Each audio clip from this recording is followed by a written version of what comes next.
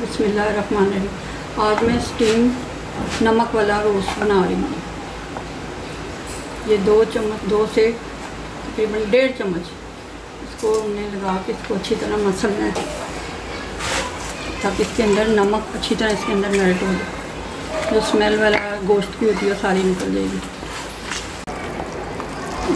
5 سے 6 منٹ کے لیے میں نے اس کو اچھی طرح مسلا تھا۔ اب اس کو میں 10 منٹ کے لیے اس کو چھوڑ دوں گی اسی طرح۔ 10 منٹ کے بعد میں نے اس کو ایک پانی میں دھو لیا تھا، اس لیے کہ نمک اس کا زیادہ نہ ہو جائے۔ جب میں نے پہلے چربی ڈالی ہے، اب اس کے اندر آلو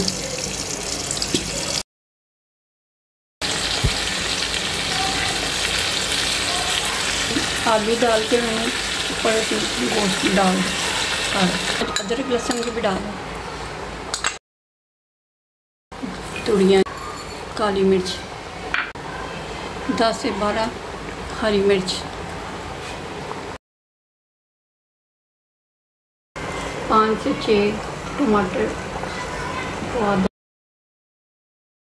اوپر میں نے آٹا لگا دیا، اس کو اچھا سا دبا دیں۔ 3 سے 4 گھنٹے کے لیے میں نے اس کو رکھا ہے۔ ٹماٹروں کو اوپر سے نا اس کی ایسے اسکن اتار